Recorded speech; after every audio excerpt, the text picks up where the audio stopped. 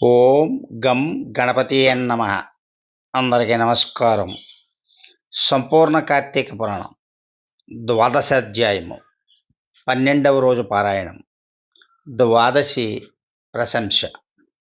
మహారాజా, కార్తీక మాసమున కార్తీక సోమవారమున కార్తీక ద్వాదశి వ్రతముల గురించి సాలగ్రామపు మహిమలను గురించి వివరించేదను, వినుము. కార్తీక సోమవారం నాడు ఉదయముననే లేచి కాలకృత్యములు తీర్చుకుని నదికి వెళ్ళి స్నానము చేసి ఆచమనం చేయవలెను. తరువాత శక్తి కొలది బ్రాహ్మణులకు దానమిచ్చి ఆ రోజంతయు ఉపవాసం ఉండి సాయంకాలం శివాలయమునకు గాని విష్ణాలయమునకు గాని వెళ్ళి దేవుని పూజించి నక్షత్ర దర్శనం చేసుకున్న పిమ్మట భుజించవలేను. ఈ విధముగా చేసిన వారికి సకల సంపదలు కలుగుటయే కాక మోక్షము కూడా పొందెదరు. కార్తీక మాసంలో శనిత్రయోదశి వచ్చిన ఎడల ఆ వ్రతం ఆచరించినచో 100 రెట్లు ఫలితము కలుగును. కార్తీక శుద్ధ ఏకాదశి రోజున పూర్ణోపవాసము నుండి ఆ రాత్రి విష్ణు ఆలయమునకు వెళ్ళి శ్రీహరిని మనసారా ధ్యానించి శ్రీహరి సన్నిధిని పురాణ కాలక్షేపం చేసి మరునాడు బ్రాహ్మణ సమారాధన చేసిన 1,000,000 యజ్ఞముల ఫలితము కలుగును. ఈ విధముగా చేసిన వారికి సూర్యగ్రహణ సమయమున గంగానదిలో స్నానం చేసి 1,000,000 బ్రాహ్మణులకు భోజన దానము చేసిన పుణ్యము కలుగును. దానికంటే అధికముగా ఫలము కలుగును. కార్తీక శుద్ధ ద్వాదశి నాడు శ్రీమన్నారాయణుడు శేషపానుపు నుండి లేచును కనుక కార్తీక శుద్ధ ద్వాదశి వ్రతము విష్ణువునకు ఇష్టము. ఆ రోజున శ్రీమంతులు ఎవరైనా ఆవు కొమ్ములకు బంగారు తొడుగులు తొలగించి ఆవు కాళ్లకు వెండి దక్కలు తగిలించి దూడతో సహా బ్రాహ్మణులకు దానమిచ్చిన యెడల ఆ ఆవు శరీరం మందు ఎన్ని రోమములు కలవో అన్ని సంవత్సరములు ఇంద్రలోకములో స్వర్గసుఖములు పొందుదురు. కార్తీక మాసమునందు వస్త్రదానం చేసినను గొప్ప ఫలము కలుగును. మరియు కార్తీక శుద్ధ పాడ్యమి రోజున కార్తీక పౌర్ణమి రోజున కంచుపాత్రలో ఆవు నెయ్యి పోసి దీపముంచిన వారు పూర్వజన్మయందు చేసిన సకల పాపములు హరించును. యజ్ఞోపవీతములు దక్షిణతో బ్రాహ్మణులకు దానమిచ్చిన వారు ఇహపర సుఖమును పొందుతారు. ద్వాదశి రోజున బంగారు తులసి చెట్టును కానీ సాలగ్రామమును కానీ ఒక బ్రాహ్మణునకు దానం ఇచ్చిన 4 సముద్రాల మధ్యనున్న భూమిని దానము చేసినంత ఫలము కలుగును. దీనికి ఉదాహరణగా ఒక కథ ఆలకింపము. సాలగ్రామ దాన మహిమ. పూర్వం అఖండ గోదావరి నదీ తీరమునందలి ఒకానొక పల్లెయందు ఒక వైశ్యుడు నివసించుచుండెను. అతడు మిగులు దురాశాపరుడై నిత్యము ధనమును కూడబెట్టుచు తాను అనుభవించక ఇతరులకు పెట్టక పేదలకు దాన ధర్మములు చేయక ఎల్లప్పుడూ పరనిందతో తానే గొప్ప శ్రీమంతుడిని విర్రవీగుచు ఏ జీవికి కూడా ఉపకారము చేయక పరుల ద్రవ్యము ఎట్లు అపహరించవలెనో అనే తలంపుతో కుత్విత బుద్ధితో కాలము గడుపుచుండెను. అతడు ఒకనాడు తన గ్రామమునకు సమీపమునున్న పల్లెలో నివసించుచున్న ఒక బ్రాహ్మణునకు తన వద్దనున్న ధనమును ఎక్కువ వడ్డీకి అప్పు ఇచ్చాను. మరికొంత కాలమునకు తన సొమ్ము తనకు ఇమ్మని అడుగగా ఆ విప్రుడు, అయ్యా, తమకు ఇవ్వవలసిన ధనము 1 నెల రోజుల గడువులో ఇవ్వగలను. నేను రుణము ఉంచుకోను. ఈ జన్మలో తీర్చని ఎడల మరు జన్మన మీ ఇంట ఏ జంతువుగానో పుట్టైనా మీ రుణం తీర్చుకుంటాను అని సవినయంగా వేడుకొన్నాడు. ఆ మాటకు కోమటి మండిపడి, అట్లు వీలు లేదు, నా సొమ్ము నాకు ఇప్పుడే ఇవ్వలేదు, లేని ఎడల నీ కంఠమును నరికివేయుదును అని ఆవేశం కొలది వెనక ముందు ఆలోచించక తన మొలనున్న కత్తితో ఆ బ్రాహ్మణుని కుత్తుకొని కోసెను. వెంటనే ఆ బ్రాహ్మణుడు గిలగలా తన్నుకొని చనిపోయాడు. ఆ కోమటి భయపడి అక్కడే ఉన్న రాజభటులు వచ్చి పట్టుకొందరని జడిసి తన గ్రామమునకు పారిపోయాను. బ్రాహ్మణ హత్య మహాపాపం కనుక అప్పటి నుండి ఆ వైశ్యులకు బ్రహ్మహత్యాపాతకం ఆవహించి కుష్ఠవ్యాధి కలిగి నానాబాధలు పడుచు కొన్నాళ్లకు మరణించాను. వెంటనే యమదూతలు వచ్చి అతనిని తీసుకుపోయి రౌరవాది నరకకోపంలో పడదోసిరి. ఆ వైశ్యునకు ఒక కుమారుడు గలడు. అతని పేరు ధర్మవీరుడు. పేరుకు తగినట్టుగానే తండ్రి సంపాదించిన ధనమును దాన ధర్మములు చేయుచు, పుణ్యకార్యములు చేయుచు, నీడ కొరకై చెట్లు నాటించుచు, నూతులు చెరువులు తవ్వించుచు, సకల జనులను సంతోషపెట్టుచు మంచి కీర్తిని సంపాదించాను. ఇట్లుండగా కొంతకాలమునకు త్రిలోక సంచారియగు నారదుల వారు యమలోకమును దర్శించి భూలోకమునకు వచ్చి త్రోవలో ధర్మవీరుని ఇంటికి వచ్చారు.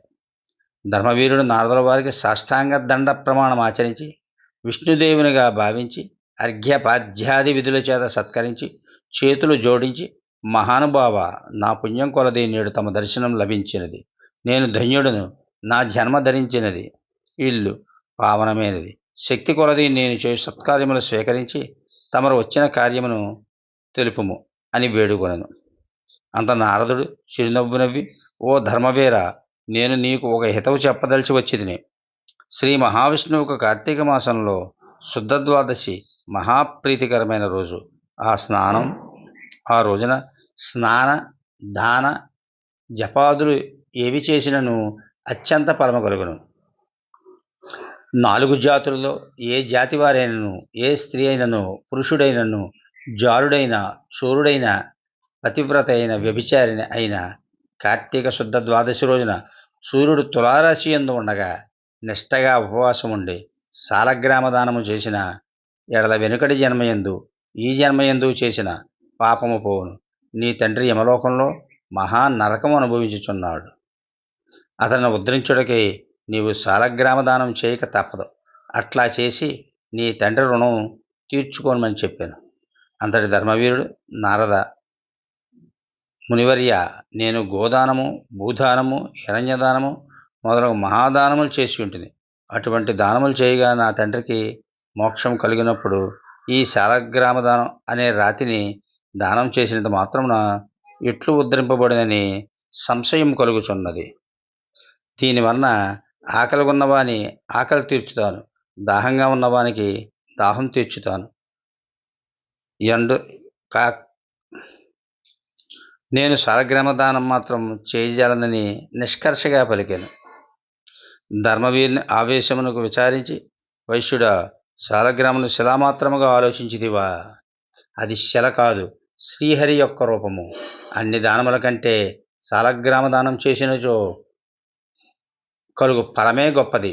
నీ తండ్రిని నరక బాధ నుండి విముక్తిని గావింపనించితివే. ఈ దానము తప్ప మరొక మార్గము లేదు అని నారదుడు చెప్పి వెడలిపోయాను. ధర్మవీరుడు ధనబలము కలవాడై ఉండియు, దాన సామర్థ్యము కలిగి ఉండియు కూడా శాలగ్రామ దానం చేయలేదు. కొంతకాలమునకు అతడు చనిపోయాను.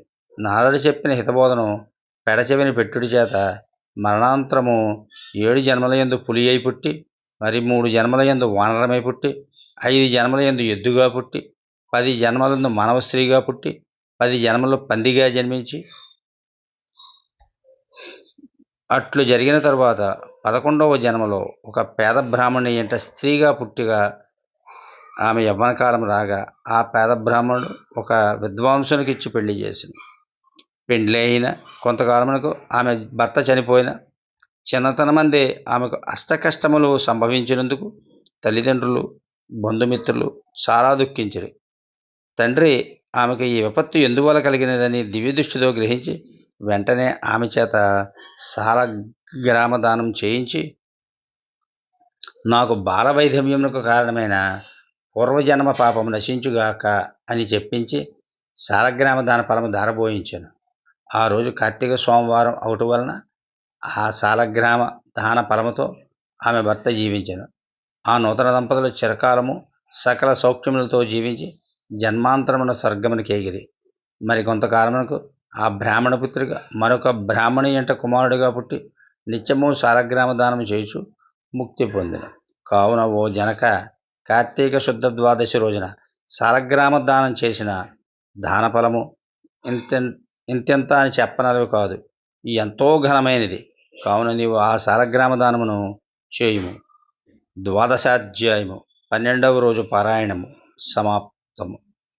12వ రోజు పాటించవలసిన నియమాములు, నిషిద్ధాలు: ఉప్పు, పులుపు, కారం, ఉసిరి. దానం: పరిమళ ద్రవ్యములు, స్వయంపాకం, రాగి దక్షిణ. పూజించాల్సిన దైవం: భూదేవి సహిత శ్రీ మహావిష్ణు లేక కార్తీక దామోదరుడు. జపించాల్సిన మంత్రం: ఓం భూర్భువరిష్టవే వరాహాయ కార్తీక దామోదరాయ స్వాహ. ఫలితం: బంధ విముక్తి. సర్వే జన సుఖినో భవంతు. ఈ వీడియో మీకు నచ్చినట్లయితే లైక్ చేసి, షేర్ చేసి నా ఛానల్ని సబ్స్క్రైబ్ చేయవలసిందిగా కోరి ప్రార్థించుచున్నాను.